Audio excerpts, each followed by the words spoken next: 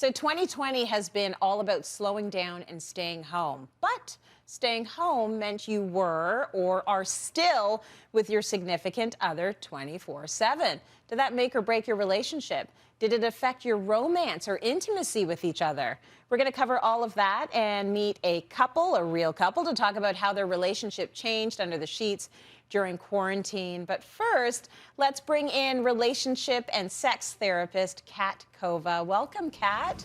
Hi, Tracy. Thanks so much for having me on the show. This has indeed been a very busy time for couples and sex therapists, and no doubt that the viewers at home also want to kind of dive into this conversation, and I'm excited to share some of my thoughts.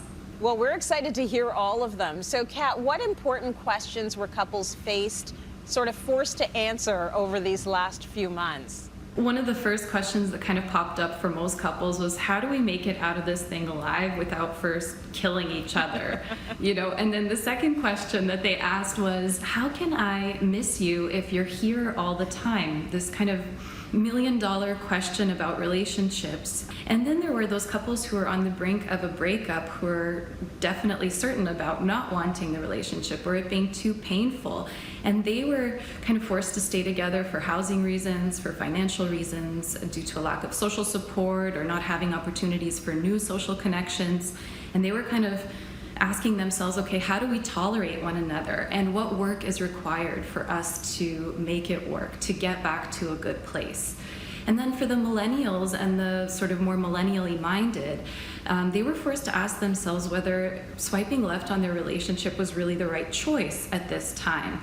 And this was kind of a good thing that happened overall, because it asked us to be more effortful and intentional about our relationships. And for some people, I think it helped them to think about developing more traditional qualities for the maintenance of long-term relationships, like tolerance and sacrifice, compromise, and commitment.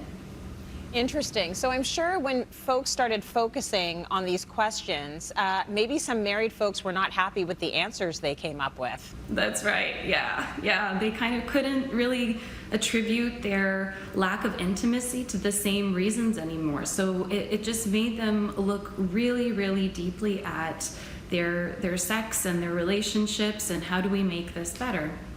Okay, so sacrifice and compromise, as you mentioned, is essential in any relationship for sure.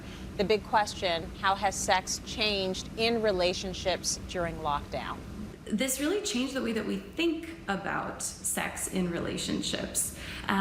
Couples who were struggling with intimacy before, they started having issues that they maybe swept under the rug come up, cause conflict, but most importantly, it kind of invited them to look at and prioritize this aspect of their relationship, because we know that sex plays a really important role in overall satisfaction of relationships. And when it's not going so well, when there's problems around sex, it can actually put a pretty solid relationship at risk. My advice to you and to the couples who are really struggling out there is, don't wait for opportunities for sex, and don't wait to just kind of be in the mood or to feel kind of randy, but create opportunities. And for new parents in particular, try to bubble up with other parents and kind of help each other create opportunities for intimacy.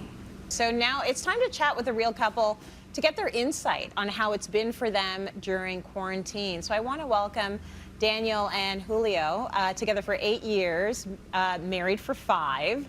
Welcome. Tell us, did quarantine change your relationship? Thank you for having us, Tracy. To be honest, for us, the first couple months were very challenging. We went from having very busy schedules and pretty routine days, and only seeing each other in the evenings, to now spending every hour in the same house every single minute of the day. It just felt like we were on top of each other, and just kind of at our own throats. And we were feeling overwhelmed with what was happening already with the whole world and everything, and all that misinformation. And information's all those anxieties and all those fears and all those emotions were then being lashed out between us too. I feel that. So did you see a change then in your sex life? Yeah, I mean, I know personally for me, I definitely put on a little bit of weight obviously not having access to a regular gym, all of that sourdough starters and COVID baking, which of course played into the stress. I didn't feel good about myself. And then when we were grumpy with each other, we didn't want to be intimate, which then made me feel bad about myself again.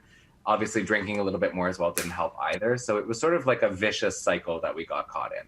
Yeah, that totally makes sense. So the most challenging thing for both of you during isolation, tell me what the most challenging thing was and also the best part of it. Okay, so I'll take challenging. I think for me, all of my immediate friends and family live quite far from Toronto. So obviously with lockdown and with safety precautions, I wasn't able to see them. So I felt very isolated and really lonely. And then obviously our own intimacy issues sort of played into that loneliness. And of course, with Julio being an educator, he missed his kids and he missed the school and he missed the routine of all of that. Yeah. Best things for us is, I mean, being married for obviously now 5 years. We can still make each other laugh, which is probably the best thing for both of us. No kidding. And I think during Pride Month this year and throughout June, we kind of got to really experiment with some drag. Playing with makeup, and our drag personas came to life. So that was definitely a highlight for me during our quarantine. Kind of brought us together too. Yeah, so you kept it fun, right? You found a way to sort of mix it up a little bit. So if you had to reflect on one thing that you've learned during the past year about your relationship, what would it be?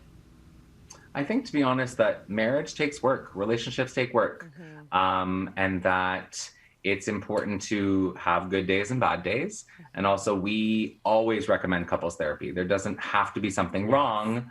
It can just be a really great way to being open to change and to learn about each other. Yeah.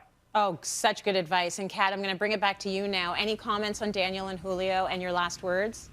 I think Daniel and Julio, you are a perfect example of the adaptive nature of human beings and the importance of relationships and prioritizing them. So you really put in the work, and I love this thing that happened when you sort of played around with drag and you connected to your fun and to your creativity, because really intimacy is just another extension of that. It's how adults play. So I think, this is a really perfect example of how coming together and working through things helped you to get back to that connected place with one another, and how that can be a real strength, a real cushion to what's going on in the external environment right now. And I'm glad therapy worked for the two of you. So yeah, I'm just going to throw in forgive yourself again and again. We're in strange times, and there's no right way to do this. So I really appreciate all of your honesty, Daniel and Julio, and all of your advice, Kat. Thank you so much for that. It's great to hear your story.